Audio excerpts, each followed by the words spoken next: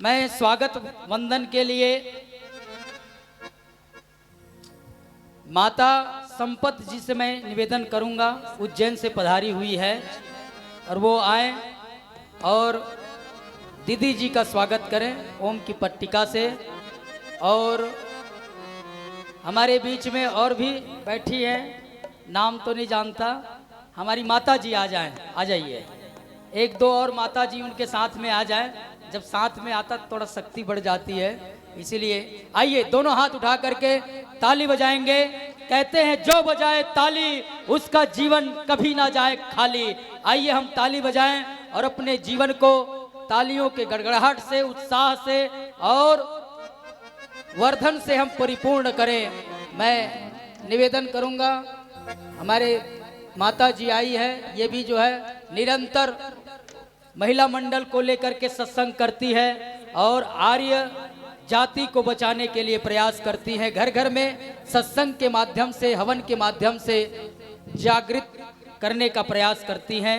आइए एक बार पुनश्च जोरदार करतल ध्वनि के साथ ताली बजा करके जो है स्वागत करें। आइए हम सब दत्त चित्त होकर के सुनेंगे और बड़े ही प्रेम भाव से हम सब सुनने का प्रयास करेंगे और जीवन में उतारेंगे। ये सत्संग इसलिए की जाती है, ये धार्मिक कार्यक्रम का आयोजन इसलिए किया जाता है, इसका एक उद्देश्य होता है।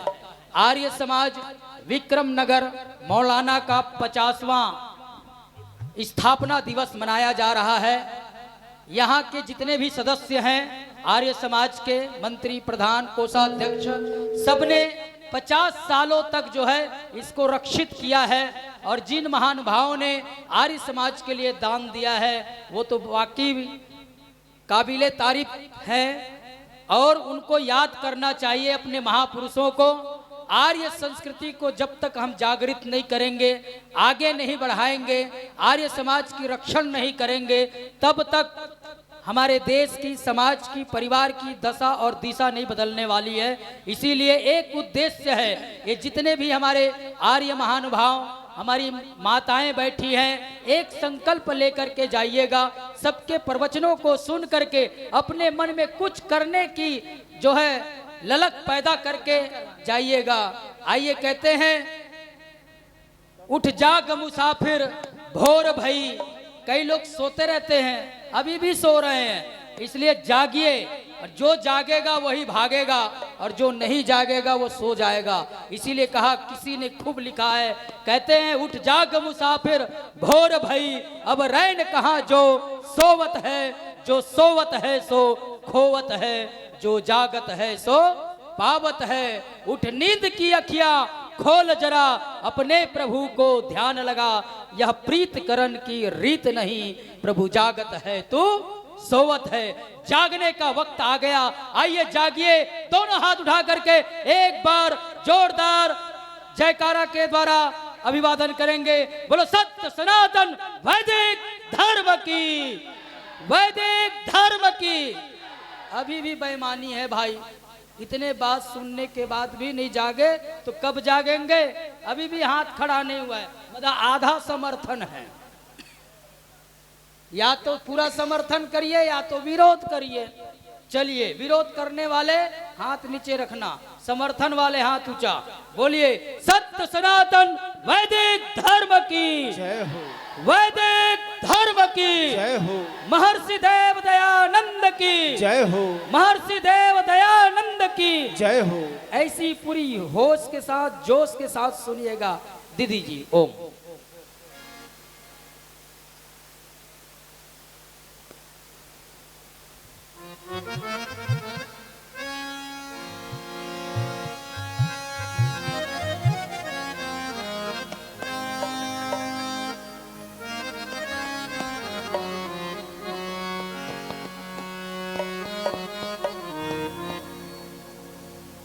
ओम ओम।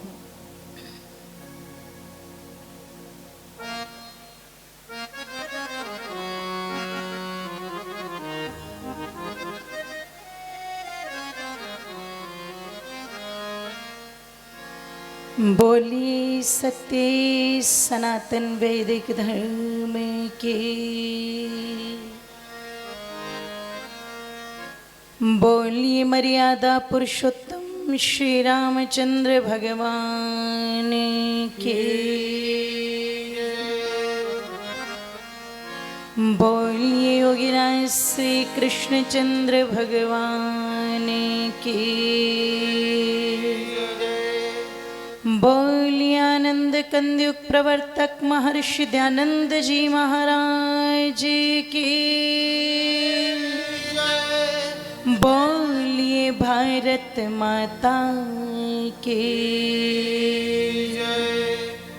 थोड़ा सा बेस कम कर दो। आइए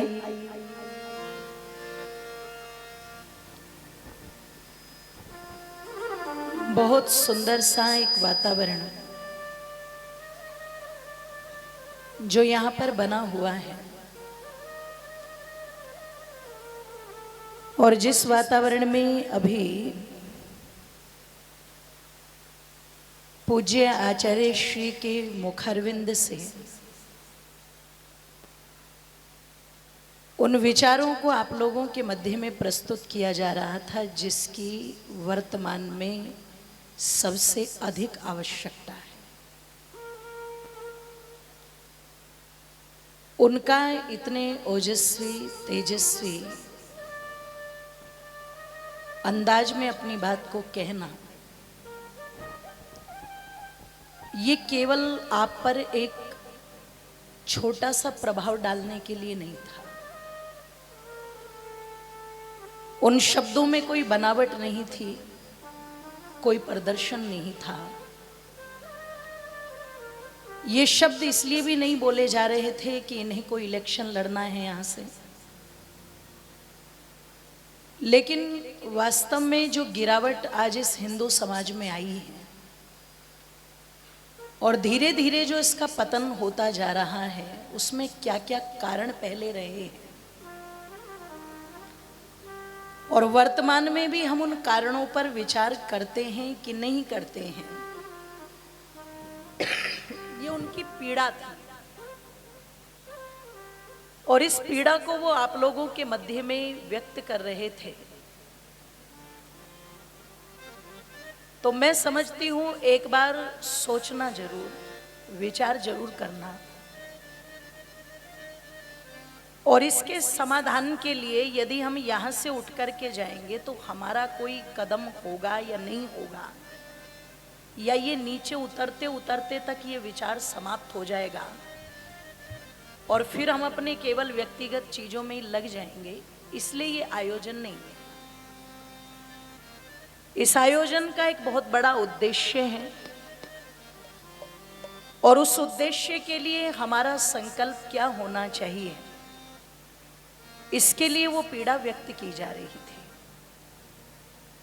मैं पुनः प्रार्थना करूंगी, वैसे तो मैं आवश्यकता समझती हूं कि आपके हृदय को इतना झंझोड़ देने के बाद में कुछ कहने की आवश्यकता नहीं, क्योंकि मन भर चर्चा की अपेक्षा कण भर आचरण श्रेष्ठ होता है। लेकिन ये व्यवस्था है, आयोजन कुछ इस प्रकार का है, तो जो समय मेरे लिए निर्धारित है उस समय में कुछ इसी प्रकार की चर्चा आप लोगों के मध्य में रखूंगी। पूरी आशा करती हूँ कि बहुत देर से आप बैठे हुए हैं और पूज्य आचार्य श्री कह रहे थे, बोले ये माताएं पता नहीं समझ रही है नहीं समझ रही है। मैंने कहा आप चिंता मत करो, ये माताएं साधारण माताएं नहीं बैठी हैं, ये सरदार पटेल की वंशज बैठी हुई है यहाँ पर, और इनमें से कुछ तो ऐसी हैं जिनको मैं व्यक्तिगत जानती हूँ कि अगर हाथ में बंदूक दे दे तो 2-4 मुसलमानों को तो नीचे ही मार गिराएगी। अभी ये जागरूक है। अच्छा, हो कि नहीं हो तुम जागरूक? हो ना? तो तुम इतनी पीछे क्यों बैठी हुई हो? आगे आगे आ जाओ थोड़ी से। तुम्हें आगे लाने के लिए तो ऋषि दयानंद ने इतना पुरुषार्थ किया, इतनी मेहनत की, और तुम पता नहीं क्यों पीछे रहती हो। आ जाइए। मैं आचार्य श्री को ये भी बता दूं, जैसे हरियाणा की जाटनी होती है वैसे ही मध्य प्रदेश में पाटीदार समाज की भी हमारी महिलाएं होती हैं, ये भी उतना ही आत्मबल की धनी होती हैं। तो आगे आगे आ जाएं सभी माताएं, पीछे भी हमारी बहन बैठी हुई हैं। ये गायत्री दीदी, सविता दीदी की जो टीम बैठी हुई है, मुझे पता है तुम्हारे बेटों की बहू आ गई, पर तुम इतनी बूढ़ी नहीं हुई हो अभी। कुर्सियां छोड़ दो और आगे आ जाओ, सारी की सारी आ जाइए आगे। तालियां बजाओ उनके लिए, वो नेता हैं सारी, ऐसे नहीं आएंगी वो।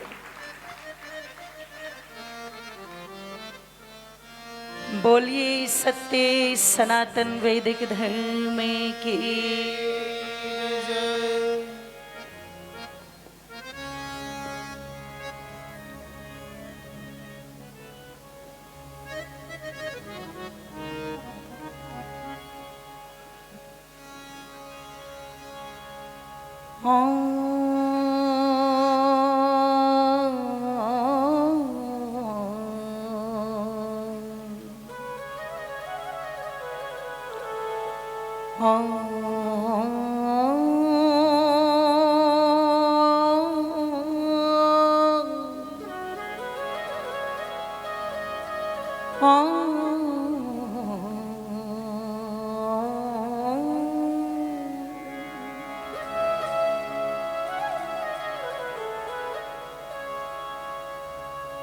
यतो यतः समीगस्य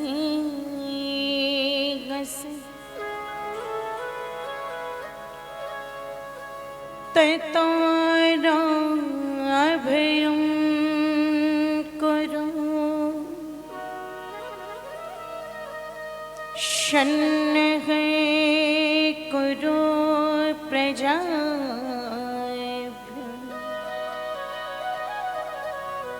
अभयं न पशु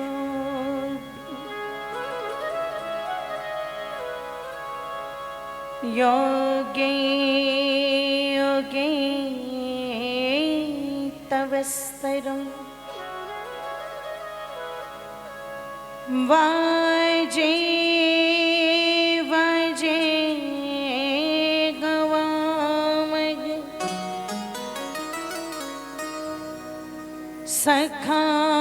सखायेन्द्रम्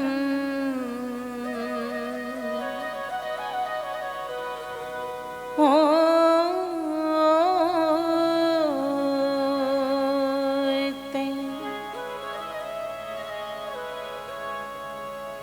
येषां विद्यान तपो निदानम् ज्ञानं न शीलं न गुणो न धर्म ते मृत्युलोके भुवि भारभूता मनुष्यरूपे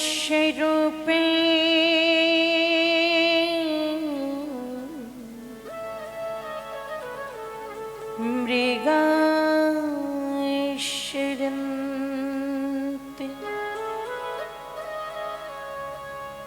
ॐ शान्ति शान्ति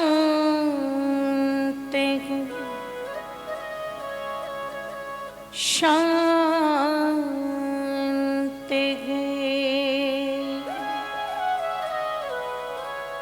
बोलिए सच्चिदानंद भगवान की जय। कि प्रेम भाव से मिलकर जग में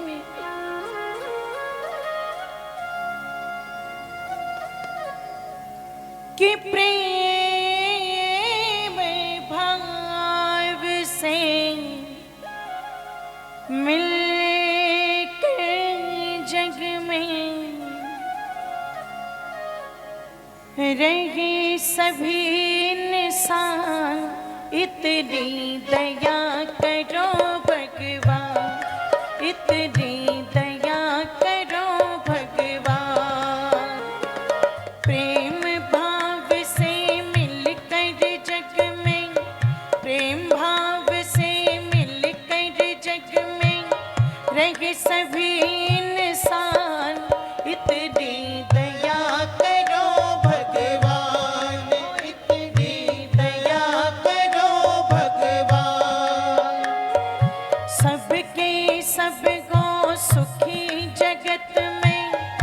सबके सबको सुखी जगत में सबका हो कल्याण, इतनी दया करो भगवान, हो इतनी दया करो भगवान, हो इतनी दया करो भगवान, हो इतनी दया करो भगवान।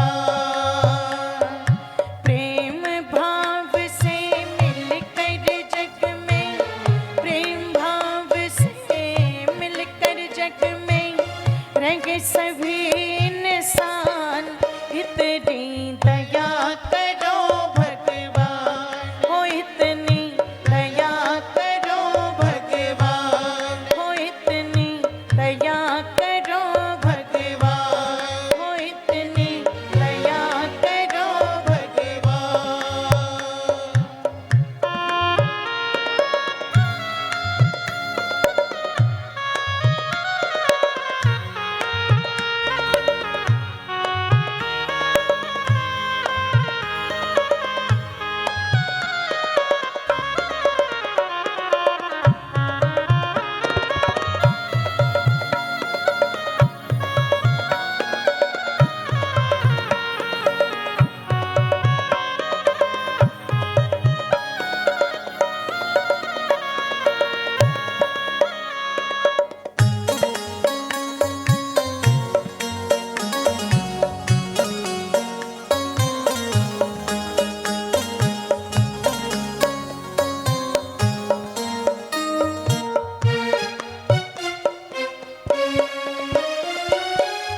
कहीं अंधेरा कहीं उजाला, तेरा है घर काम निराला, सबको रच कर सबको पाला, तू ही है सबका रखवाला, तेरे जैसा हुआ न कोई, तेरे जैसा हुआ न कोई जग में और महान, इतनी दया करो भगवान, हो इतनी दया करो भगवान। प्रेम भाव से मिलकर जग में, प्रेम भाव से मिलकर जग में रंगे सभी इंसान, इतनी दया करो भगवान, हो इतनी दया करो भगवान, हो इतनी दया करो भगवान, दया करो भगवान।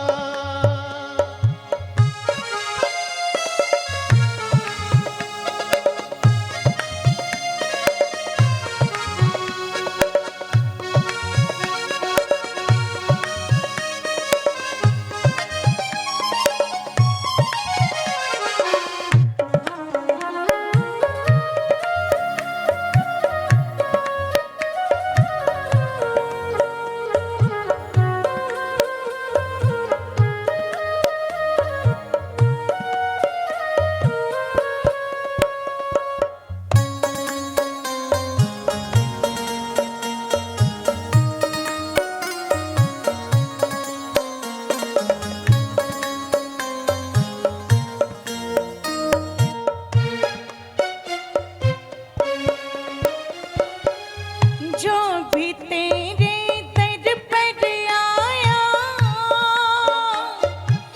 मन बुद्धि और चित्त लगाया, करुणा का अमृत बरसाया, मानव जीवन सफल बनाया, हमें भी तेरे भक्ति भजन का, हमें भी तेरे भक्ति भजन का मिल जाए वरदान, इतनी दया करो भगवान, हो इतनी दया करो भगवान। प्रेम भाव से मिलकर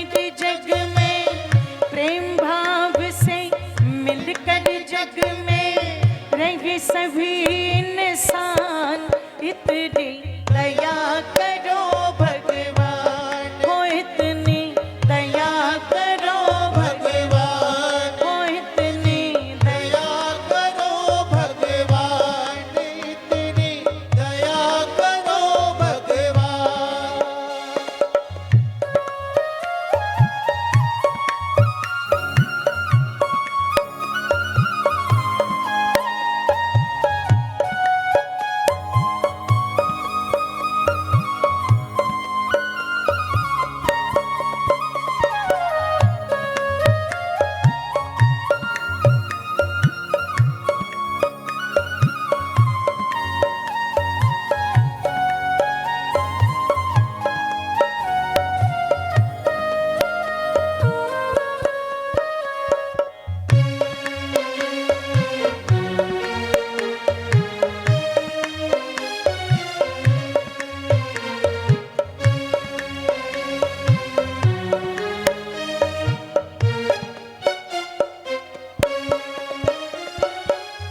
सब आशाएं पूरी कर दो,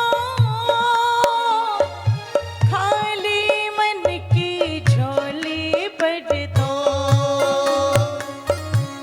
सबके सारे संकट कर दो, हाथ दया का सर पर धर दो, अंत समय तक पथिक तुम्हारा, अंत समय तक पथिक तुम्हारा करता रहे गुणगान, इतनी दया करो भगवान, हो इतनी दया करो भगवान। प्रेम भाव से मिलकर जग में, प्रेम भाव से मिलकर जग में रहे सभी इंसान, इतनी दया करो भगवान, हो इतनी दया करो भगवान, इतनी सबके सब हो सुखी जगत में, सबके सब हो सुखी जगत में, सबका हो कल्याण, इतनी दया करो भगवान, हो इतनी दया करो भगवान, हो इतनी दया करो भगवान, हो इतनी दया करो भगवान, हो इतनी दया करो भगवान, हो इतनी दया करो भगवान, हो इतनी दया करो भगवान, हो इतनी दया करो भगवान, हो इतनी दया करो भगवान, हो इतनी दया करो भगवान, हो इतनी दया करो भगवान, हो इतनी दया करो भगवान, हो इतनी दया करो भगवान, हो इतनी दया करो भगवान, हो इतनी दया करो भगवान, हो इतनी दया करो भगवान, हो इतनी दया करो भगवान।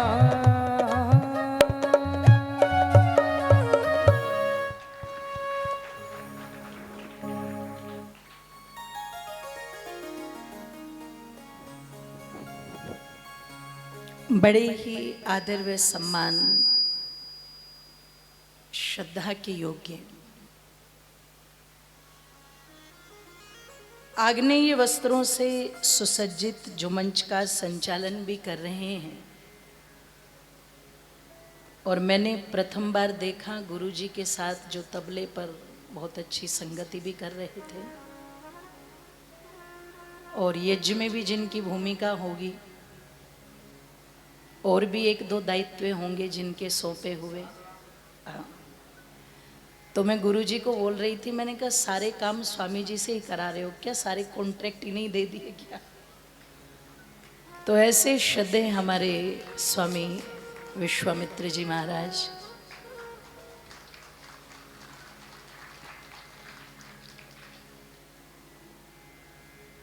इस पवित्र पावन मध्य प्रदेश की भूमि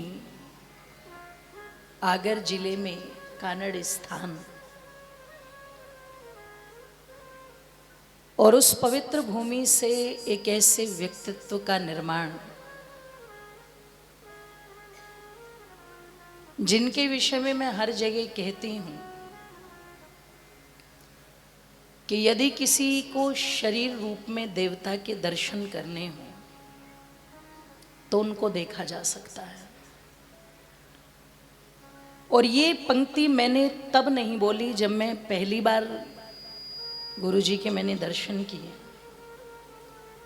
ये पंक्ति मैंने तब बोली जब मैंने इनके कार्य को देखा, जिन्होंने केवल बोल कर के नहीं, अपनी अपितु अपने चरित्र से, अपने आचरण से, अपने विचार व्यवहार से हजारों ऐसे युवक तैयार किए जो महर्षि दयानंद की विचारधारा को लेकर के वर्तमान में भी चल रहे हैं। और जहां वो टोला खड़ा हो जाता है वहां राजनीतिक और सामाजिक दोनों तरह का तख्ता पलट कर देता है। और मैं ये हृदय से बोल रही हूं, ये कोई चापलूसी नहीं है। अगर इतना कार्य आरएसएस की संस्था में किसी व्यक्ति ने किया होता तो आज वो ज्यादा तो नहीं पर तुम्हारे मध्य प्रदेश का चीफ मिनिस्टर होता। ये मैं सच बोल रही हूं। लेकिन ये आर्य समाज है, यहाँ चीजें बहुत अलग हैं। इतना बड़ा कार्य करके भी जिन्होंने आज तक एक बार भी अपनी वाणी से नहीं दर्शाया, तालियां रुकनी नहीं चाहिए। ऐसे पूज्य गुरुदेव पंडित काशीराम जी अनल के लिए जोरदार तालियां। मैं हृदय की गहराइयों से उनकी गरिमामयी उपस्थिति को नमन करती हूँ, प्रणाम करती हूँ और परमपिता परमेश्वर से उनके उत्तम स्वास्थ्य की कामना करती हूँ। बड़े ही आदर और सम्मान श्रद्धा के योग्य अभी मुझसे पूर्व जिनके बहुत ओजस्वी तेजस्वी विचारों को आप सुन रहे हैं और आपने उन्हें देखा होगा।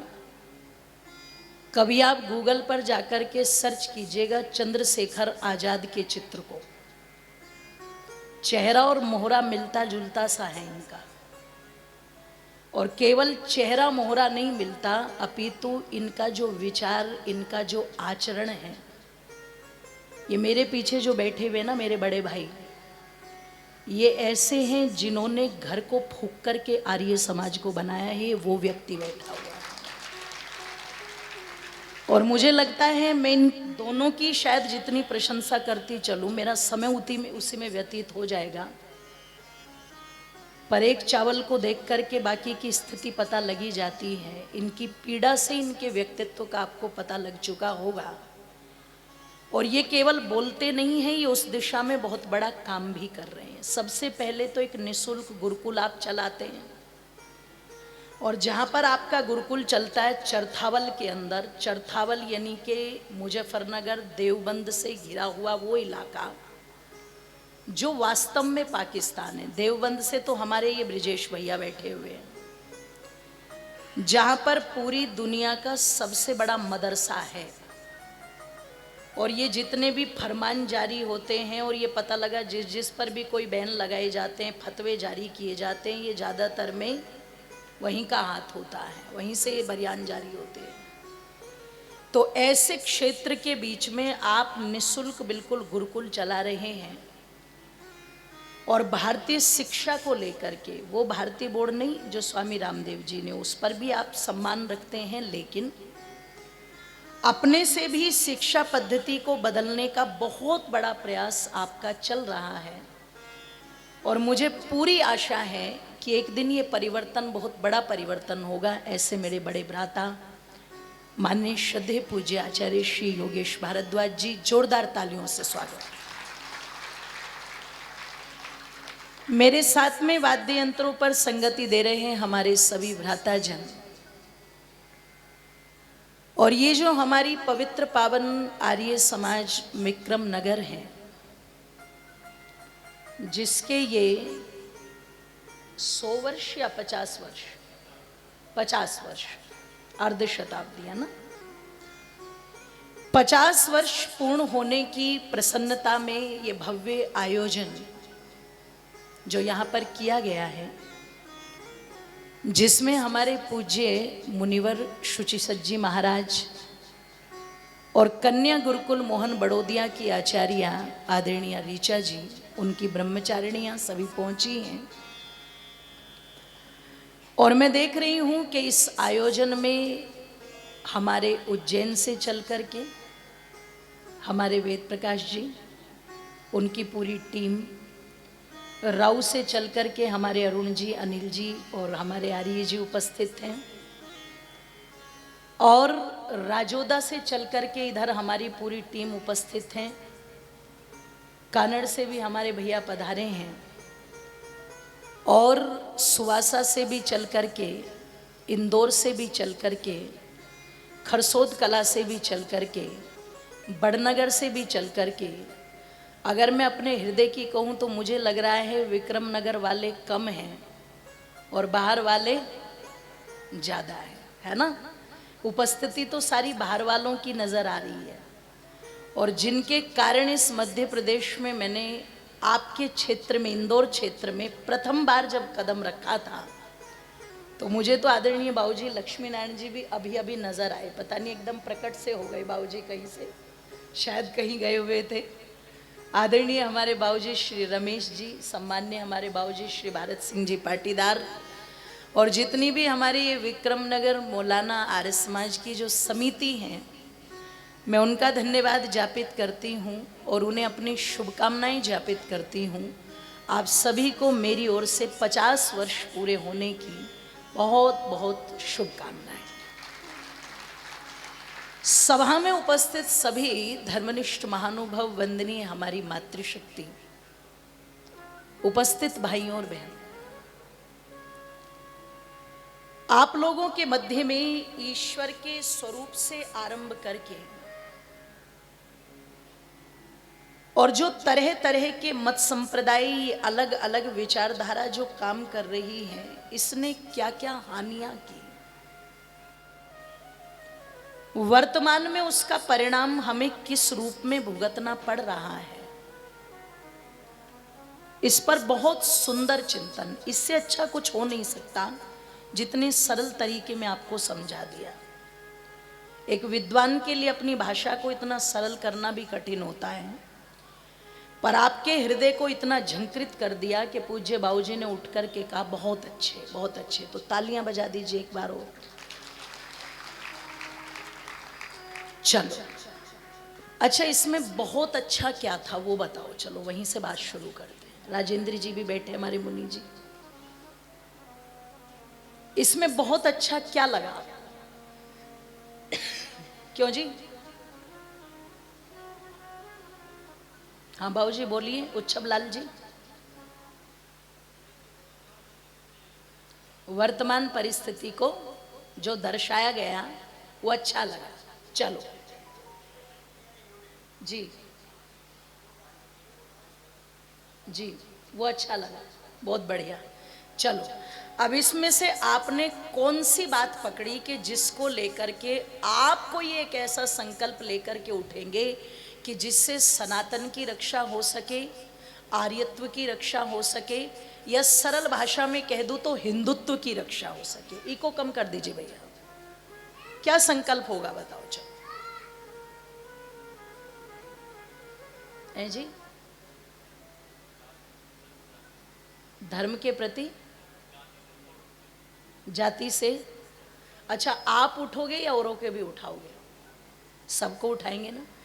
जानते हो हमारे यहाँ पर ये बातें, ये हृदय की पीड़ा, ये विचार आज से नहीं, आर्य समाज की बहुत सारी पहचान में एक पहचान सबसे बड़ी ये रही कि आर्य समाज के मंच से केवल ईश्वर, ईश्वर भक्ति की बातें नहीं हुई, यहाँ से देश, धर्म, राष्ट्र की भी बातें हुई।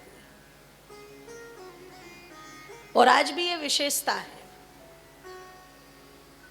ध्यान रखिएगा।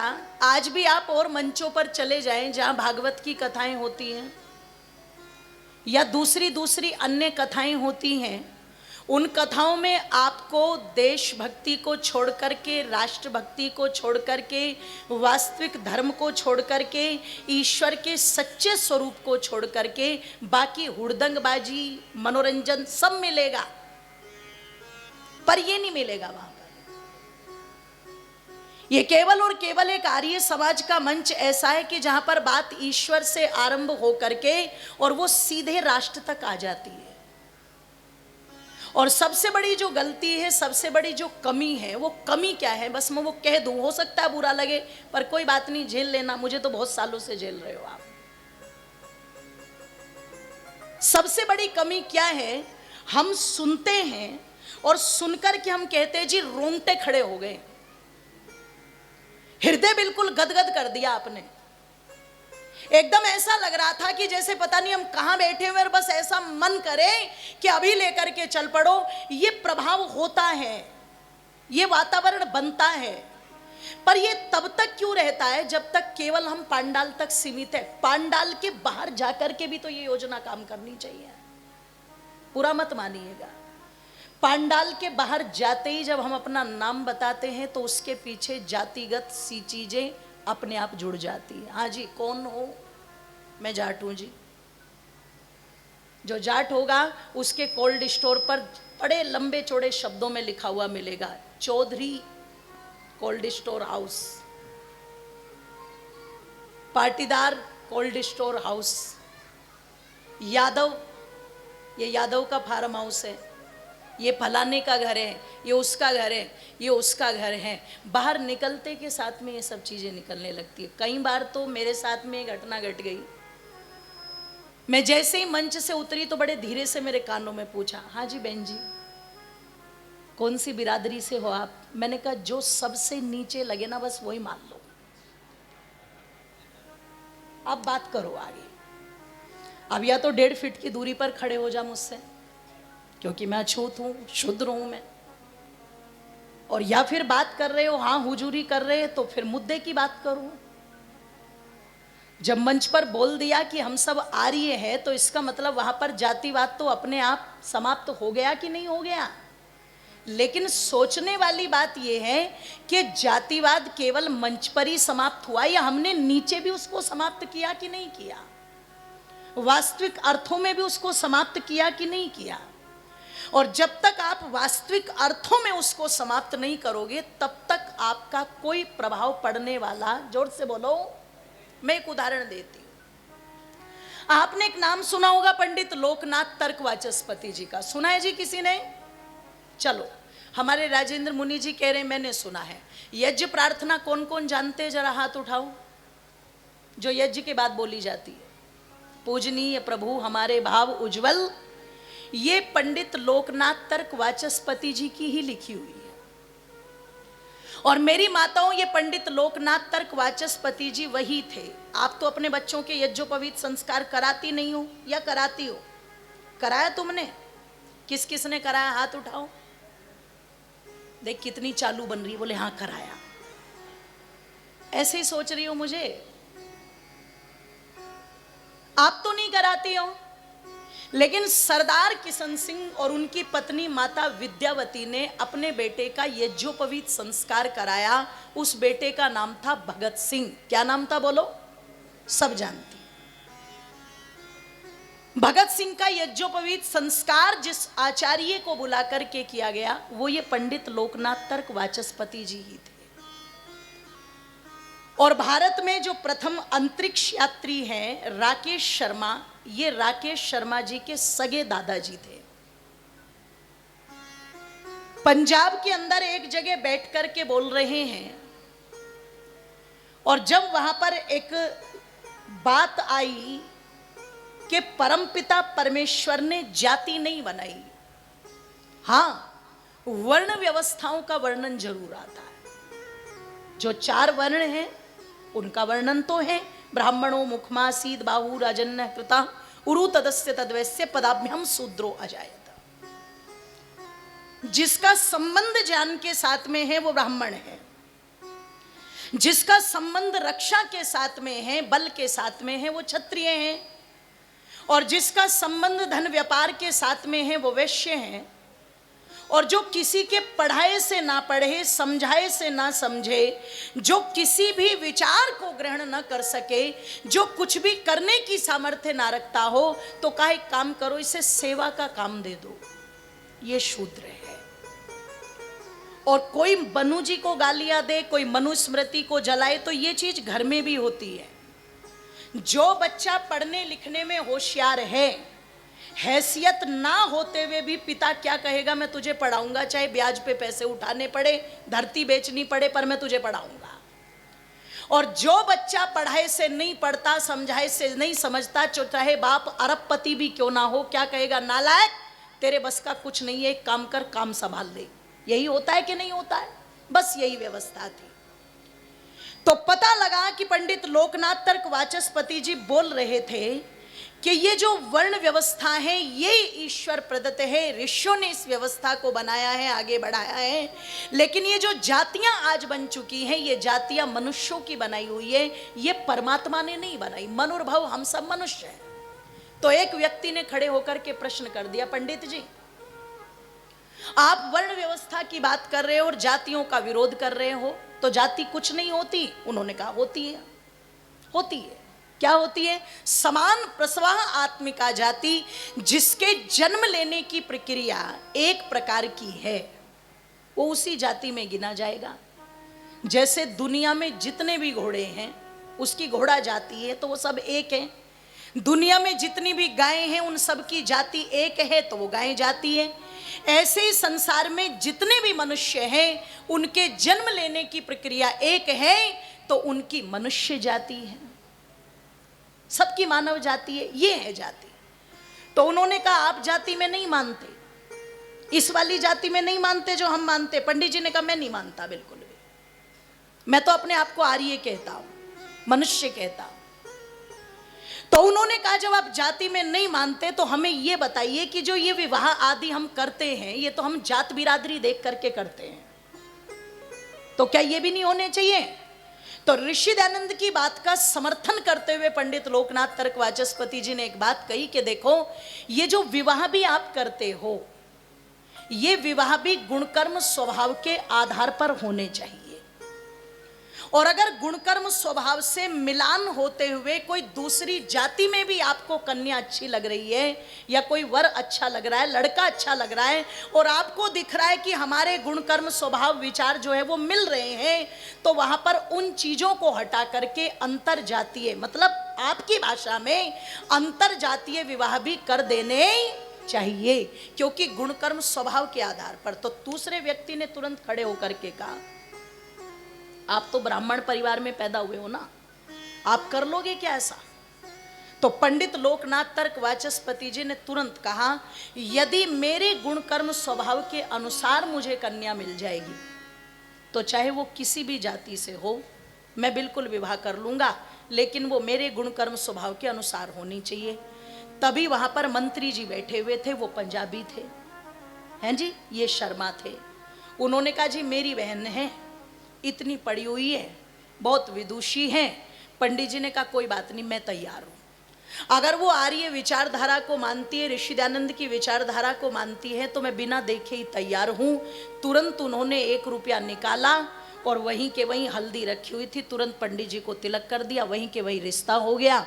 इस कार्य की धूम पूरे नगर के अंदर मच गई कि आर्य समाज के विद्वान, आर्य समाज के व्यक्ति वो होते हैं जो कहते हैं उसे करके तुरंत दिखाते हैं।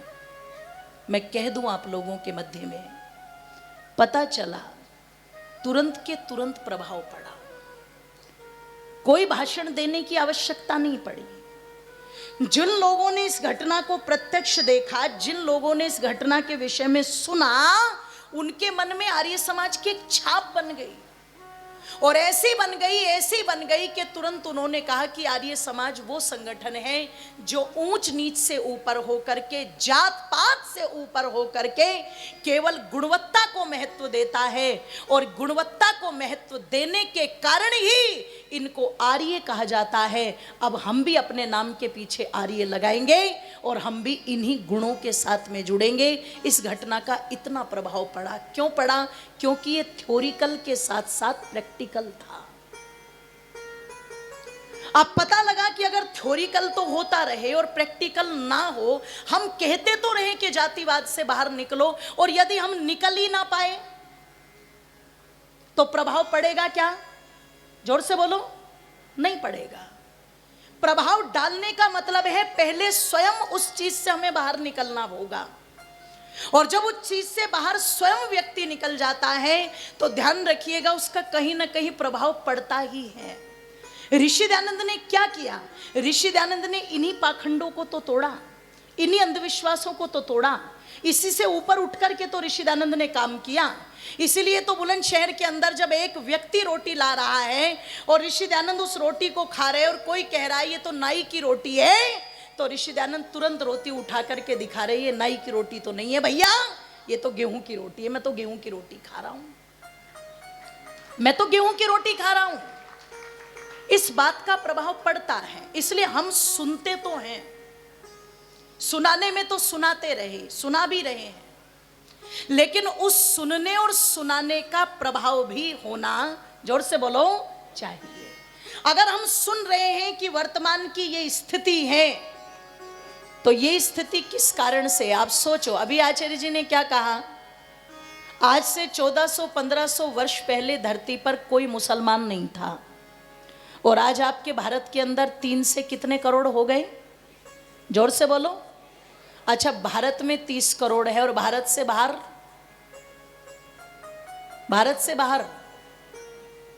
56 से 57 देश हैं। कितने देश हैं? 56 से 57। जिन ईसाइयों की बात चल रही थी 2400-2500 वर्ष पहले, एक भी ईसाई धरती पर नहीं था। आज पता लगा आपके भारत में जालंधर के अंदर दुनिया का सबसे बड़ा चर्च बन रहा है, सबसे बड़ा। और जो बात कर रहे थे कि बिहार में जाके देखो, आसाम में जाकर के देखो, मिजोरम में जाकर के देखो, केरल में जाके देखो, मैं कहती हूँ कहीं मत जाओ, तुम मिजोरम में मत जाओ, तुम केरल में मत जाओ, ना तुम बंगाल में जाओ, ना तुम पता लगा आसाम में जाओ। तुम एक काम करो ना, कहाँ बैठे हो आप? जोर से बोलो। हाँ, मध्य प्रदेश ना। तुम्हें दूसरे प्रांत में कहीं जाने की आवश्यकता नहीं है, तुम मध्य प्रदेश के झाबुआ की तरफ जाकर के देखो ना, एक बार पता लगेगा आपको। मैं कहती हूं तुम इंदौर के पास में बैठे हुए एक बार इंदौर की जितनी भी दलित बस्तियां उनमें जाकर के देखो आप एक बार। लो, मैं बता रही हूं तुम यहां बैठे बैठे, आप उज्जैन की दलित बस्तियों में जाकर के देखो एक बार, आपको पता लगेगा। आप अपने मांडव की तरफ चले जाइए, आपको पता लगेगा। आप भोपाल में जाकर के देख लो, भोपाल के तो कई सारे मोहल्ले ऐसे बन चुके हैं जिसमें पैर रखते ही ये लगता है कि हम पाकिस्तान में खड़े हुए हैं। लगता है क्या कि हम हिंदुस्तान में खड़े हुए हैं? बोलो। बिल्कुल नहीं लगता। आपको दूसरे प्रांत देखने की जरूरत ही नहीं है। आप अपने मध्य प्रदेश के अंदर जाकर के देख लीजिए, जहां आपके आदिवासी क्षेत्र है, जहां आपके गरीब लोग रहते हैं, वहां पर सारे के सारे लोगों को दवाइयों का लालच दे करके, स्कूलों का लालच दे करके, फ्री शिक्षा का लालच दे करके, और एक व्यक्ति अगर ईसाई बनेगा तो उसे 2 लाख रुपए मिलेंगे, इसका लालच दे करके धड़ाधड़ ईसाई बनाया जा रहा है कि नहीं बना जा रहा है। और बनने वालों को पता नहीं है कि हमारे साथ क्या हो रहा है। जैसे बलि से पहले बकरे को घास खिलाया जाता है ना, वो तो ऐसे ही चरने में लगे हुए हैं, ध्यान रखिएगा। उन्हें तो पता ही नहीं। चलो, उसका कारण अशिक्षा हो सकती है, उसका कारण उनमें अंधविश्वास हो सकता है, उसका कारण उनमें पाखंड हो सकता है कि नहीं हो सकता है? क्योंकि जो पढ़े लिखे कोठी बंगलों में बैठे, अपने व्यापार में लगे, अपनी नौकरियों में लगे, उन्हें तो भूत चिपट नहीं रहे। पर ज्यादातर किसको चिपट रहे हैं भूत? जो झोपड़ियों में रह रहे हैं। वो तो पीपल के पेड़ से निकल गए तो भूत चिपट गए, चौराहे पर आ गए तो भूत चिपट गए, कुछ मीठा खा करके आ गए, जोर से बोलो, तो भूत चिपट गए। उनको तो बहुत जल्दी चिपटते हैं ना भूत। अब उनको भूत चिपट रहे हैं, और जो ईसाई पादरी हैं वो उनके भूत उतार रहे हैं, वो उनकी बीमारियां ठीक कर रहे हैं। पर वो लोग नहीं जानते कि जो ये पादरी तुम्हारी बीमारियां ठीक कर रहे हैं, इनका जो सबसे बड़ा पादरी है, जिनका सबसे बड़ा पोप है, वो तो अपाहिज होकर के व्हील चेयर पर बैठा हुआ है। वो तो व्हील चेयर पर बैठा हुआ है। पंजाब के अंदर एक बिजंदर करके पादरी था, जिसने लाखों हिंदुओं को ईसाई बनाने का काम किया, और अभी 10 दिन पहले बलात्कार के केस में उसे आजीवन कारावास की सजा हुई है। आप चिंतन करना, ये घटनाएं उनको नहीं पता, क्योंकि टीवी पर न्यूज वो नहीं देखते, अखबार वो नहीं पढ़ते, शिक्षा का स्तर उनका नहीं है। उनको तो केवल और केवल वे 2-4 लाख रुपए दिखाई देते हैं, फ्री की दवाइयां दिखाई देती हैं और फ्री का खाना दिखाई देता है। और मेरी माताओं, विचार करना, जिसे बीमारी में दवाइयां मिल जाए, जिसे भूखे होने पर भोजन मिल जाए और जिसे जरूरत में पैसा मिल जाए, बताओ वो उसके लिए व्यक्ति साधारण होगा या भगवान होगा? जोर से बोलो, भगवान होगा ना। अब हम तो दवाइयाँ लेके वहाँ पहुँच नहीं रहे, हम तो भोजन लेके वहाँ पहुँच नहीं रहे हैं, हम तो उनके बच्चों को फ्री एजुकेशन दे नहीं रहे हैं, तो वो हमें भगवान क्यों मानेंगे? वो हमें क्यों मानेंगे? अरे उन्हें तो बहकाया जा रहा है कि तुम्हारे राम वाले नहीं आए, तुम्हारे कृष्ण वाले नहीं आए, तुम्हारे हनुमान वाले नहीं आए, अरे तुम्हारे विष्णु वाले नहीं आए, दूसरे नहीं आए, लेकिन हमें हमारे यीशु ने प्रेरणा की और हम तुम्हारी मदद करने के लिए आए हैं। तो वो किसकी जय जयकार करेंगे? जोर से बोलो, वो उन्हीं की जय जयकार करेंगे। हमें चिंता है कि वो लोग क्यों जा रहे हैं। और कोई कहे जी इससे हमें क्या मतलब है, जो जाए तो जाए, जाने वाले को कौन रोक सकता है? अभी मतलब नहीं है आपको, अभी मतलब नहीं है, लेकिन जब आपके एक एक बच्चों पर और 10-10, 40-40 लोग तलवारें लेकर के टूटेंगे, तब आपको पता लगेगा कि हाँ, इस संख्या की भी क्या कीमत होती है, तब आपको पता लगेगा। तो मैं कह दूं आप लोगों के मध्य में, ये केवल कहने भर की बातें नहीं हैं, ये जीवन में अपनाने की बातें हैं। और जीवन में अपनाने का मतलब है कि इस पर कार्य होना चाहिए। अगर कोई कार्यक्रम यहाँ पर सनातन धर्म को लेकर के हो रहा है ना, तो मतलब यहाँ पर राजोदा के या राऊ से, या पता लगा आपके इंदौर से, आपके उज्जैन से, आपके कानड़ से, आगर से, सुवासा से, खरसोद से, वहाँ के लोग नहीं होने चाहिए। जो अपने विक्रम नगर मौलाना के हिंदू है, वो भी सारे के सारे यहाँ पर इकट्ठे होने चाहिए। पता तो लगे कि हम में कितनी एकता है, पता तो लगे कि हम अपने धर्म के नाम पर एक भी हो सकते हैं कि नहीं हो सकते हैं। अभी तक तो मुझे लगता है ना आने का बहुत बड़ा कारण ये भी हो सकता है, बोले अच्छा ये तो आर्य समाजियों का है ना प्रोग्राम। और माफ करना मुझे, आर्य समाजियों को हिंदुओं ने अपने से अलग सोच रखा है। वो आर्य समाज को हिंदू समाज में गिनते ही, बोलो, वो गिनते ही नहीं है। उन्हें लगता है ये तो आर्य समाज का प्रोग्राम है। मैं दिल्ली में थी अभी सफदरगंज के अंदर, तो एक सज्जन जो थे वो कल मेरे पास में आए और आकर के मुझे कहने लगे, मेरे सर पर हाथ रख करके, बिटिया तुम्हारा क्या नाम है? मैंने कहा अंजलि। कहाँ से हो? हरियाणा से। पहली बार आए आप यहाँ पे? मैंने कहा आज। बोले मुझे नहीं लगता था आर्य समाज वाले भी ऐसे कार्यक्रम कराते हैं क्या। मैंने तो इतने सालों में पहली बार अपने कानों से आर्य समाज के कार्यक्रम में ऐसी बातें सुनी। आर्य समाज वाले भी ऐसे कार्यक्रम कराते हैं क्या? ये कार्यक्रम तो हिंदुओं में होते हैं। तो मैंने कहा ये आर्य समाजी क्या इस्लाम वालों के हैं, या ये ईसाइयों के हैं, या ये जैनियों के हैं? आप क्या मान रहे हो आर्य समाज को? अरे बोले आर्य समाज तो अलग है ना। मैंने कहा मदन मोहन मालवीय क्या थे? बोले जी हिंदू थे। मैंने कहा मदन मोहन मालवीय जी को कभी आपने पढ़ा? नहीं पढ़ा। मैंने कहा मोबाइल निकालो, गूगल खोलो, इस पर मदन मोहन मालवीय जी के आर्य समाज के बारे में विचार, ये पंक्ति डालो। बोले नहीं मैं देख लूंगा। मैंने कहा नहीं बाबूजी अभी देखो, हिसाब किताब अभी करते थे ना, अभी देखो आप। उन्होंने निकाले तो जो पंक्तियां आपने विद्वानों से सुनी होगी वही पंक्तियां लिखी हुई थी।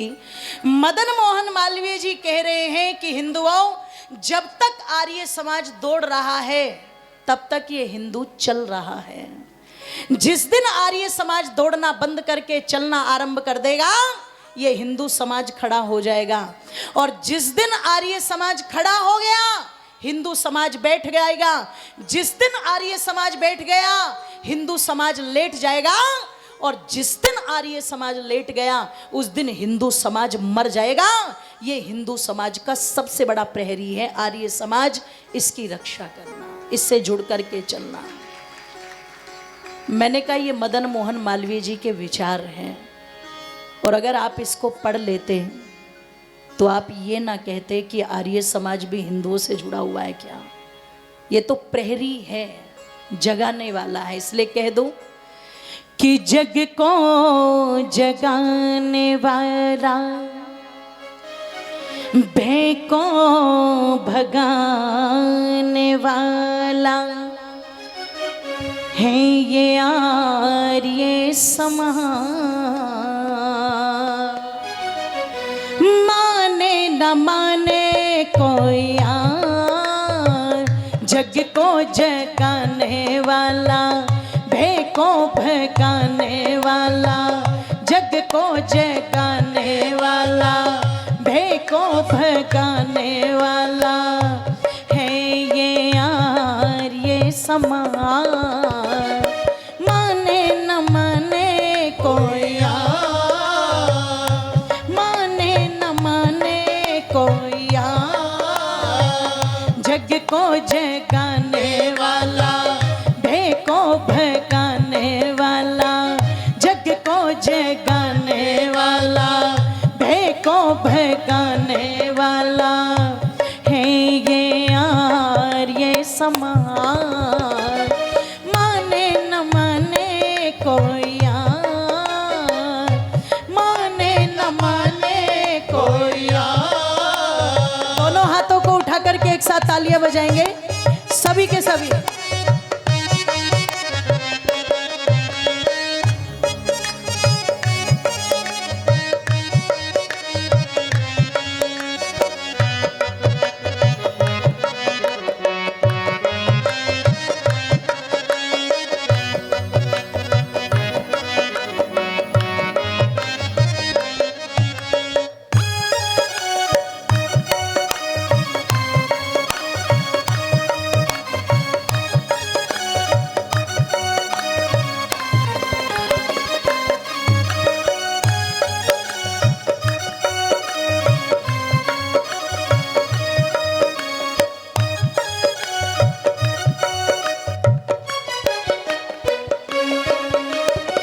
सदियों से सोया भारत, बोलो जगाया किसने। सदियों से सोया भारत, बोलो जगाया किसने। वेदों के पावन ज्ञान को घर घर सुनाया किसने। वेदों के पावन ज्ञान को घर घर सुनाया किसने। ऋषियों की परंपरा को आगे बढ़ाया किसने। ऋषियों की परंपरा को आगे बढ़ाया किसने। यज्ञ कराने वाला, संध्या सिखलाने वाला, यज्ञ कराने वाला, संध्या सिखलाने वाला है ये आर्य समाज। माने न माने कोई यार, जग को जगाने वाला, भय को भगाने वाला, जग को जगाने वाला, भय को भगाने वाला है ये आर्य समाज। माने न माने कोई यार, माने न माने कोई यार।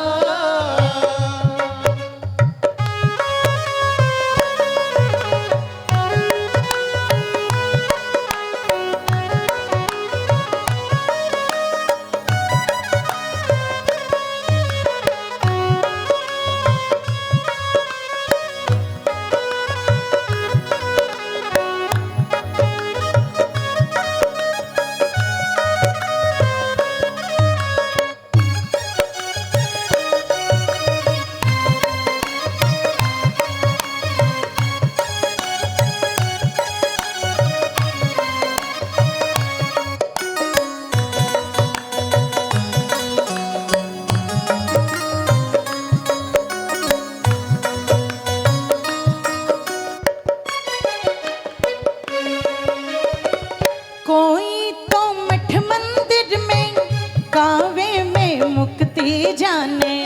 कोई तो मठ मंदिर में कावे में मुक्ति जाने। कोई गंगा यमुना पे जाता है अपने पाप छुड़ाने। कोई गंगा यमुना पे जाता है अपने पाप छुड़ाने, कोई गुरुडम पर जाता पापों को माफ कराने, कोई गुरुडम पर जाता पापों को माफ कराने। मुक्ति समझाने वाला, भक्ति बतलाने वाला, मुक्ति समझाने वाला, भक्ति बतलाने वाला है ये यार ये समाज। माने न माने कोई यार, जग को जगाने वाला, भय को भगाने वाला, जग को जगाने वाला, भय को भगाने वाला है ये यार ये समाज। माने न माने कोई यार, माने न माने कोई यार। दोनों हाथों को एक साथ उठा करके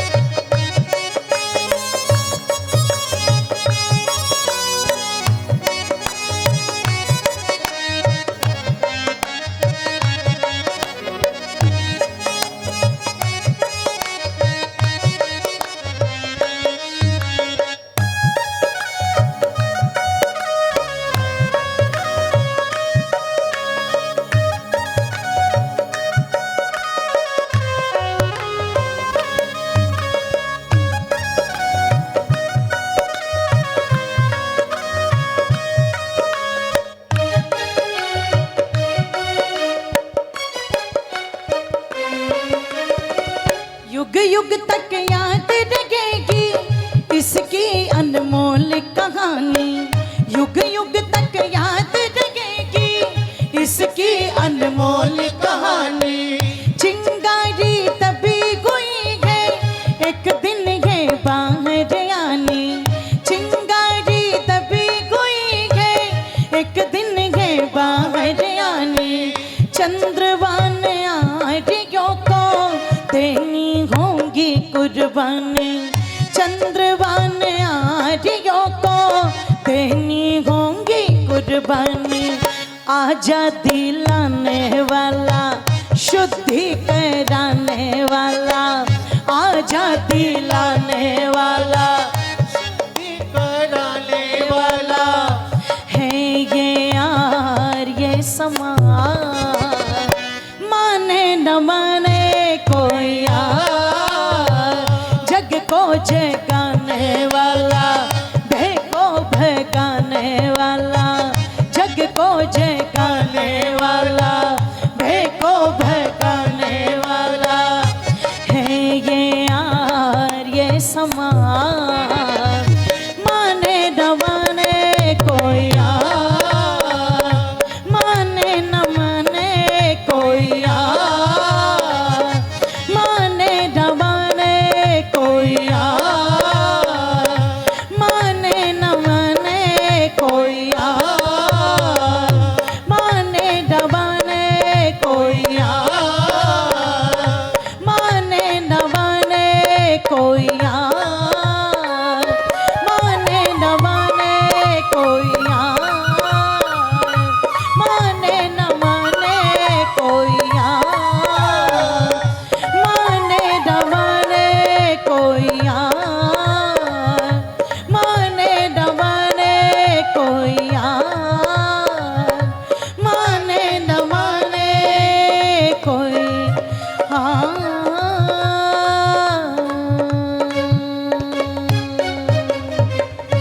बोली युग प्रवर्तक महर्षि दयानंद जी महाराज की।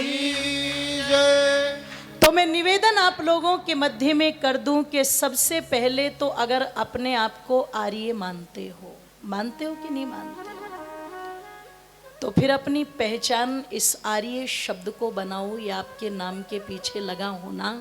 जोर से बोलो, बोल नहीं रहे तुम, सारा ठेका मैं नहीं ले रखा है बोलने का। ये तो वही बात हो गई, एक स्त्री का पति चला गया, वो बेचारी रो रही थी, गांव के सब लोग इकट्ठे थे, प्रधान जी इकट्ठे थे। पत्नी चिल्ला करके बोली, पतिदेव तुम चले गए, ये नया नया जो टीवी लिया था अब इसको कौन देखेगा। प्रधान जी ने कहा, मेरी बहन चिंता मत कर, तेरा भाई है, भाभी है तेरी, ये मेरी पत्नी, तेरे भतीजे हैं, ये हम सब मिलके देखेंगे, तू चिंता मत कर, तेरा भाई है तेरे लिए। वो फिर और जोर जोर से रोई, अरे तुम चले गए, मैं कपड़े हाथ से धोती थी, तुम्हें कष्ट होता था, तुमने मुझे नई नई मशीन ला करके दी कि देवी जी अपने हाथों को कष्ट मत देना, इसमें कपड़े धोना, अब इसमें किसके कपड़े में धोऊंगी। प्रधान जी ने कहा, बहन तू चिंता मत कर, तेरे भाई के कपड़े धुलेंगे, भाभी के कपड़े धुलेंगे, भतीजों के कपड़े धुलेंगे। ये और जोर से रोई। प्रधान जी ने कहा, अब क्यों रो रही है? बोले, इन दोनों सामानों को लेने के लिए जो इन्होंने वो कर्जा उठाया था 50-60 हजार का, उस कर्जे को कौन देगा। तो प्रधान जी कहते, गांव वालों कुछ तुम भी तो बोलो, सारा ठेका मैंने ही ले रखा है क्या?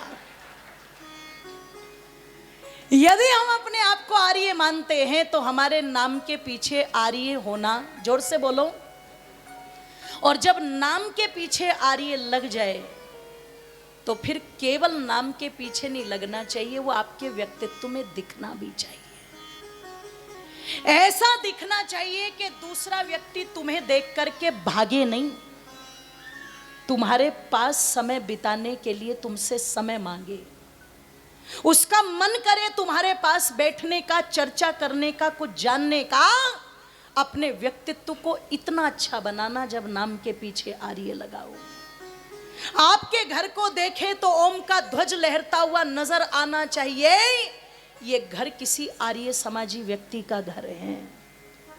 इतना तो कम से कम हम करें, और जब इतना करोगे तो निश्चित एक भाव पैदा होगा। ध्यान रखिएगा, हमने छुड़वाने की कोशिश पहले की, पर अपनी तरफ से तो देने की कोशिश नहीं की। ऋषि दयानंद के बाद जो उनकी शिष्य मंडली ने कार्य किया वो अद्भुत था।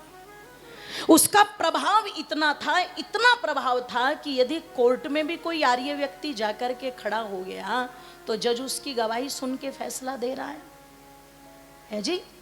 उस सोचो वो कैसे लोग रहे होंगे। लेकिन हम लोगों ने उस व्यक्तित्व पर ध्यान न दे करके केवल और केवल एक तरफ ध्यान दिया, बस दूसरे की कोई मान्यता जो 30 साल से 40 साल से मान्यता आ रहा है, हमने 3 दिन में ही सोचा कि हम इसे बदल देंगे, पर संभव तो नहीं है। 30 सालों का प्रभाव 3 दिन में तो धुल नहीं सकता, वो रंग तो धीरे धीरे चढ़ेगा ना। और वो रंग भी कब चढ़ेगा?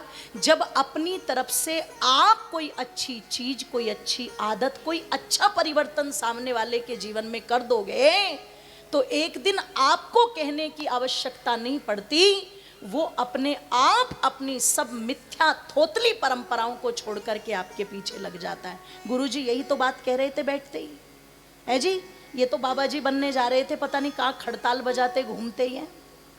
पर इन्होंने सत्यार्थ प्रकाश के पन्ने को पढ़ करके आज हजारों युवकों का जीवन बदल दिया। बताओ, कानड़ आगर में इतनी बड़ी फौज तैयार कर दी, हमारे भैया बैठे हुए, ये इन्हीं की तो शिष्य मंडली है। तो मैं कह दूं आप लोगों के मध्य में कि उस व्यक्तित्व में भी वो आर्यत्व दिखना चाहिए। आप सोचो, ब्रह्म कुमारी कितना पुराना है, आर्य समाज के कितने वर्ष पूरे हुए? 150, उससे तो बाद का ही होगा ही है। और आज देखो मोहल्ले मोहल्ले में घूम गए उनके लोग, उनकी महिलाएं, और घर घर पर झंडे टंगवा दिए उन्होंने। और मैंने कई बार उन लोगों को आजमाया, वो एक बार भी आपको ये नहीं कहते कि ये छोड़ो ये छोड़ो ये छोड़ो, वो बिल्कुल नहीं कहते, नहीं कहते। वो बस वो अपने व्यवहार में इतनी व्यवहारिकता, इतना प्रेम रखते हैं कि वो आकर के केवल और केवल आपसे क्या कहेंगे, बस हमारी ये बात अपना लो। और जिन्हें एक बात पकड़ा करके गए ना, कुछ महीनों के बाद उनका पूरा का पूरा घर ओम शांति करता हुआ नजर आता है। दूसरे लोगों ने हमसे शिक्षा ली, पर अगर आज हमें लग रहा है ना कि हमें शिक्षा लेने की आवश्यकता, तो ले लेनी चाहिए। क्यों ले लेनी चाहिए? क्योंकि बहुत दिन हो गए ये कहते हुए, ये अलग है, ये अलग है, ये अलग है। मैं इसकी तरफ नहीं जाऊंगा, मैं इसकी तरफ नहीं जाऊंगा, मैं इसकी तरफ नहीं जाऊंगा, मैं इसकी तरफ नहीं जाऊंगा। ये कहने का दुष्परिणाम जानते हो क्या हुआ? वो ये हुआ जो मैं कह रही थी कि जो आपको बताया गया कि 1500 वर्ष पहले एक मुसलमान नहीं है, 2400-2500 वर्ष पहले एक ईसाई नहीं है, आज किसी के 56 देश है, किसी के 146 देश हैं।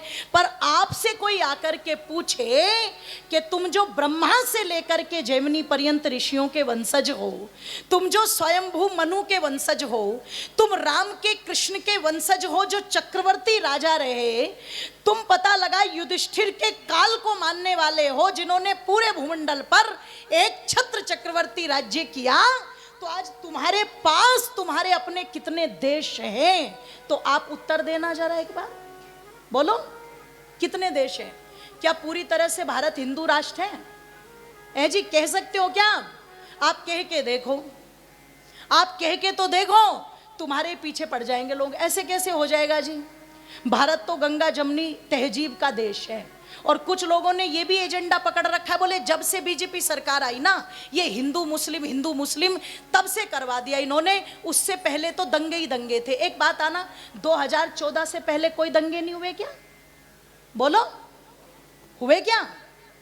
मैं कहती हूं जितने अब नहीं हुए इससे ज्यादा हुए हैं।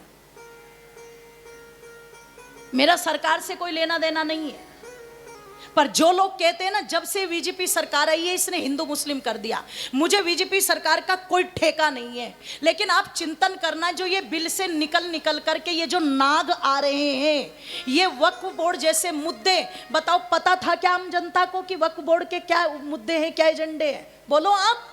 पर ये निकल करके आए, ये निकल के आए। और जो भौंक भौंक करके कुत्तों की तरह बोल रहे थे कि हम तो जी सरिया को सबसे ऊपर मानते हैं, हम किसी कोर्ट को नहीं जानते, हम किसी कानून को नहीं जानते, अब जरा सा परिवर्तन उसमें क्या हुआ, तुरंत किसका दरवाजा खटखटाने पहुंच रहे हैं? बोलो कोर्ट का दरवाजा खटखटाने क्यों पहुंच रहे हैं? ये बताओ। चलो आप तो जागरूक हो ना, आप तो इतने जागरूक हो कि आपके एक एक बच्चे तो डॉक्टर, इंजीनियर, आईपीएस बन रहे हैं, और वो तो गवार हैं, वो तो अनपढ़ हैं। इसलिए तो कहा जाता है वो 10-10, 12-12 बच्चे पैदा कर रहे हैं। बोले ये अनपढ़ है, गवार हैं, इन्हें कुछ पता ही नहीं है, इतनों की परवरिश कैसे करेंगे? अनपढ़ नहीं है वो, गवार नहीं है वो आप पढ़े लिखों से ज्यादा पढ़े लिखे हैं। वो आपसे ध्यान रखना 10 कदम आगे चल रहे हैं। तुम केवल वर्तमान की सोच के चलते हो, ये प्लॉट ले लूंगा, इतनी जमीन ले लूंगा, इतना बैंक बैलेंस तो बच्चों के पास छोड़ ही जाऊंगा। वो ना बैंक बैलेंस की सोच रहे, ना वो एक छोटे से प्लॉट के टुकड़े की सोच रहे, ना वो अपने बेटे के 1-2 लाख के पैकेज की सोच रहे। उनकी सीधी दृष्टि, जैसे अर्जुन की दृष्टि चिड़िया की आंख पर थी, ऐसे उनकी सीधी दृष्टि भारत की कुर्सी पर है। हम अपना वजीर आजम बनाएंगे, अपने व्यक्ति को कुर्सी पर बैठाएंगे, और जब कुर्सी पर बैठाएंगे तो कितना भी मंदिर बना लो तुम, कितना भी मजबूत बना लो राम मंदिर, जब पहले टूट गया तो अब भी टूट जाएगा। रोक पाएगा क्या कोई? बिल्कुल नहीं रोक पाएगा, बिल्कुल नहीं रोक पाएगा। उनकी दृष्टि सीधी वहां है। उन्हें पता है कि जब हमारा प्रधानमंत्री बनेगा तो इनके डॉक्टर, इनके इंजीनियर, इनके आईपीएस, इनके पीसीएस सब उनके चरणों में हाजिरी लगाते हुए नजर आएंगे। रोक देगा क्या कोई? बोलो जोर से बोलो। या तो अनपढ़ मंत्रियों के पीछे पढ़े पढ़े लिखे आईपीएस अधिकारी घूमते हैं ना, हाँ हजूरी करते हुए। उनकी सीधी दृष्टि प्रधानमंत्री के पद पर है। उन्हें आज भी इसी बात की टीस है कि जब यहाँ अकबर, औरंगजेब, बाबर शासन कर गए तो आज भी हमारे व्यक्ति यहाँ पर शासन करने चाहिए। और मैं कह दूं, सारी सरकारें उनकी कितनी भी चाटुकारिता करती रहे, उनकी कितनी भी प्रशंसा करती रहे, उनका कुछ भी करता रहे, वही बात आ गई जो गुरु गोविंद सिंह ने कही थी कि अपने दोनों हाथों को तेल में डुबो करके और तिल की बोरी में भी अगर ये डाल ले और जितने तिल इनके हाथ से चिपटे, अगर ये उतनी बार भी कसम खाए तो भी इनका विश्वास मत करना, ये विश्वास करने के योग्य नहीं है। और क्यों कर लेंगे विश्वास? क्यों कर लेंगे विश्वास? आप दिन रात पढ़ते हो सर्वे भवन्तु सुखिना, सर्वे सन्तु, सर्वे भद्राणि पश्यन्तु, मां कश्चित् दुःख। आप तो दिन रात पढ़ते हो ना ये बात, आप तो दिन रात पढ़ रहे हो। और उनके यहाँ दिन रात क्या पढ़ाया जाता है?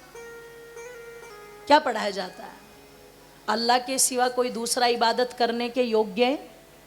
और जो दूसरा किसी और मान्यता को मान रहा है, या तो उसे बदल दो या फिर उसे मार दो। उनके यहाँ तो ये पढ़ाया जाता है। तो जो दिन रात उनके यहाँ ये पढ़ाया जाता है, वो उसी बात को तो मानेंगे, उसी बात को तो मानेंगे। इसलिए वो धड़ल्ले से कहते हैं, डंके की चोट पर कहते हैं, कभी तो मोदी जाएंगे, कभी तो योगी जाएंगे। अब मुझे ये नहीं पता, मोदी जी ने भी विवाह नहीं किया, योगी जी ने भी विवाह नहीं किया, उनके आगे पीछे कोई है नहीं, परिवार वालों को इन्होंने टिकट दिलवाई नहीं, उनके कोठी बंगले इन्होंने बनवाए नहीं। तो मुसलमान जो ये सेंटेंस बोल रहे हैं, कभी तो मोदी जाएंगे, कभी तो योगी जाएंगे, ये सेंटेंस इन दो के लिए बोला जा रहा है या पूरी हिंदू समाज के लिए बोला जा रहा है? इसका मतलब कुछ तो कर रहे होंगे, कुछ तो कर रहे होंगे ना। मैं कह दूं आप लोगों के मध्य में, इसको गहराई से सोचना, और वर्तमान में इसकी बहुत जरूरत है। क्यों जरूरत है? जरा सी विपत्ति आ गई तो उनके पास इतनी योजनाएं, इतनी व्यवस्थाएं हैं, वो घेर घेर मार सकते हैं। क्योंकि उनके रिक्शा चलाने वालों के घरों में भी इतने हथियार हैं, इतने। और हम जो बैठे हुए हैं ना, कोई लखपति, कोई करोड़पति, कोई अरबपति। क्यों माताओं, तुम्हारी रसोई में तो डंडा भी नहीं मिलेगा कुत्ते भगाने के लिए, क्योंकि मॉडर्न रसोई हो गई तुम्हारी। पहले तो लकड़ी भी रहती थी चूल्हे की बराबर में, चल लकड़ी चला देंगी, अब तो लकड़ी भी खत्म। तो बताओ गैस का चूल्हा लेके भागोगी क्या उनके पीछे? हैं? है क्या हमारे पास कुछ इंतजाम? जोर से बोलो। कुछ नहीं है, कुछ नहीं है। इसलिए इस विचार पर गहराई के साथ में सोचना जरूर।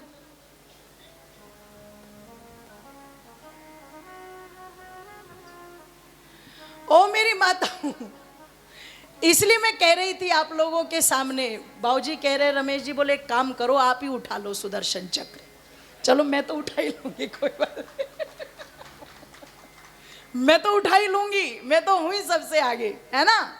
एक दिन ये हमारे पूज्य आचार्य श्री मुझे फोन करते हैं और फोन करके कहते, बहन ऐसा है, कहीं मरने की और मारने की बात होगी ना तो तेरे भाई बैठे हुए हैं, तुम इतना ज़्यादा मत बोला करो, हम नहीं चाहते कि हमारी बहन पर कोई संकट आ जाए, इसलिए जहाँ मरना होगा और मारना होगा ना, वहाँ तुम्हारे भाई खड़े हुए हैं।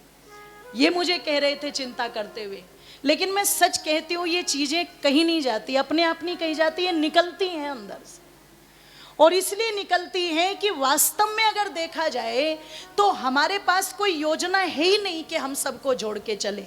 इसलिए मैं प्रार्थना करूंगी, ये जो कार्यक्रम अभी 3 दिन और चलना है, ना तो ये केवल रमेश जी का कार्यक्रम है, ना ये लक्ष्मी नारायण जी का कार्यक्रम है, ना ये हमारे भारत जी का कार्यक्रम है, ना ये केवल चंद लोगों का कार्यक्रम है, ये कार्यक्रम आपके विक्रम नगर मौलाना का कार्यक्रम है। इसलिए अपने अपने स्तर पर सबको फोन करो, यहाँ पर सबको बुलाओ, सनातन के नाम से बुलाओ, राम के नाम से बुलाओ, कृष्ण के नाम से बुलाओ, ऋषियों के नाम से बुलाओ, लेकिन सबको यहाँ पर एकत्रित करो।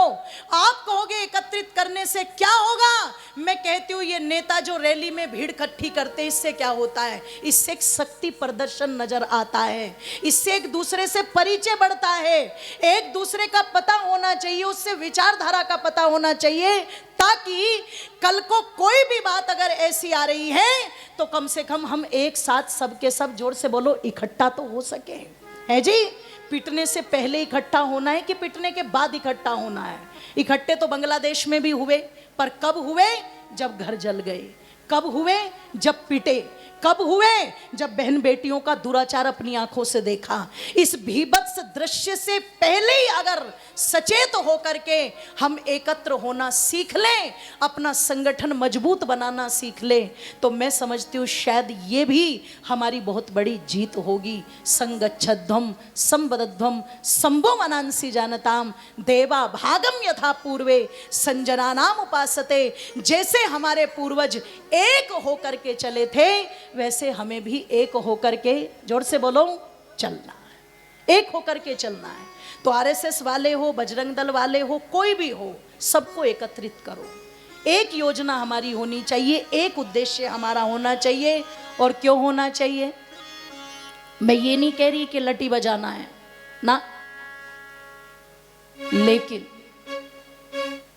लेकिन एक काम तो करना है, बेमतलब किसी को छेड़ना नहीं है, और कोई छेड़ेगा तो फिर उसको जोर से बोलो क्यों कि सदा अहिंसा सर्वोत्तम,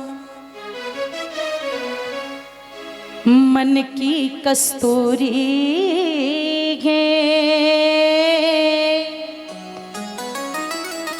कि सदा अहिंसा सर्वोत्तम, मन की कस्तूरी है। आज बांसुरी नहीं सुदर्शन चक्र जरूरी है।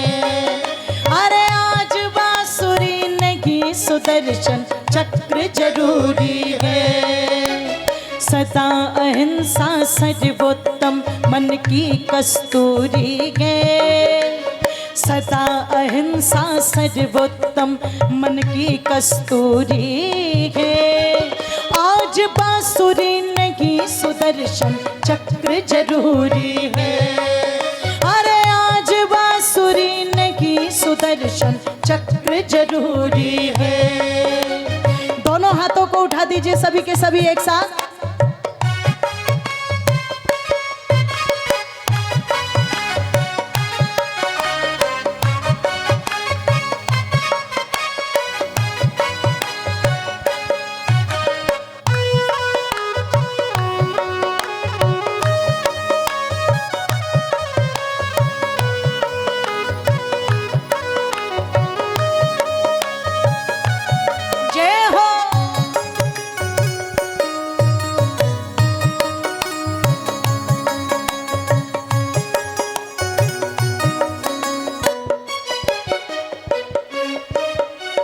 परिमंडल पर जब तक हाहाकार नहीं होता, परिमंडल पर जब तक हाहाकार नहीं होता, शत्रु वक्ष में जब तक भाला पार नहीं होता।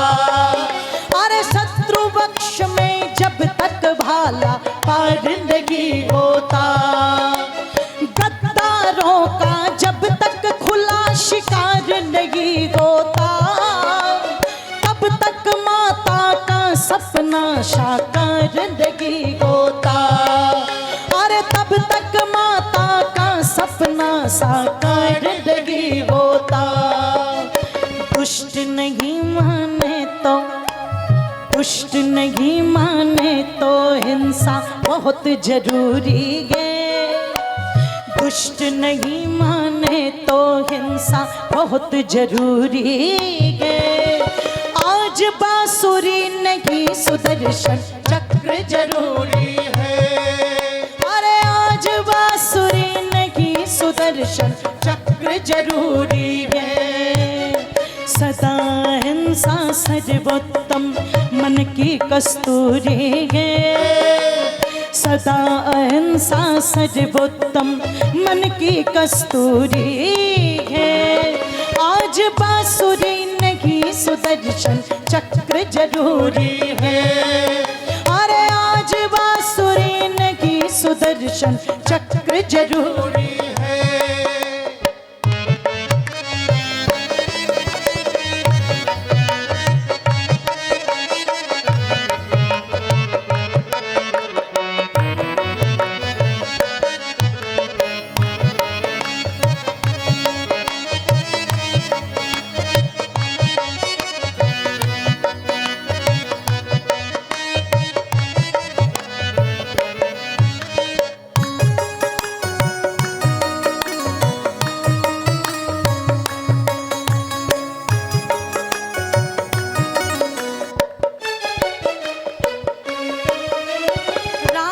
कंस कहो कब उपदेशों से माने हैं।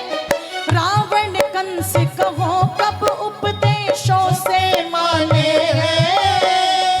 सच्चाई को सदा इन्होंने दिए जिताने हैं। हाँ सच्चाई को सदा इन्होंने दिए जिताने हैं। काम सांप का डसना डस लेगा, काम सांप का कस लेगा, मौके पर तुमको अपने पंजों में कस लेगा। अरे मौके पर तुमको अपने पंजों में कस लेगा। हिंसक पशु के लिए व्यर्थ में, हिंसक पशु के लिए व्यर्थ में हलवा पूरी है। हिंसक पशु के लिए व्यर्थ में हलवा पूरी है। आज बांसुरी नहीं सुदर्शन चक्र जरूरी है। अरे आज बांसुरी नहीं सुदर्शन चक्र जरूरी है। सदा अहिंसा सर्वोत्तम, सदा अहिंसा सर्वोत्तम मन की कस्तूरी है। सदा अहिंसा सर्वोत्तम मन की कस्तूरी है। आज बांसुरी नहीं सुदर्शन चक्र जरूरी है। अरे आज बांसुरी नहीं सुदर्शन चक्र जरूरी है। अरे आज बांसुरी नहीं सुदर्शन चक्र जरूरी है। सुदर्शन चक्र जरूरी है। सुदर्शन चक्र जरूरी है। सुदर्शन चक्र जरूरी है। सुदर्शन चक्र जरूरी है। सुदर्शन चक्र जरूरी है। सुदर्शन चक्र जरूरी है। सुदर्शन चक्र जरूरी है। सुदर्शन चक्र जरूरी है। सुदर्शन चक्र जरूरी है। सुदर्शन धारी आजा, ओ कृष्ण मुरारी आजा। सुदर्शन धारी आजा, ओ कृष्ण मुरारी आजा।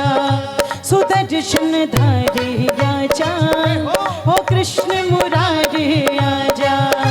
सुदर्शन धारी आजा, ओ कृष्ण मुरारी आजा। सुदर्शन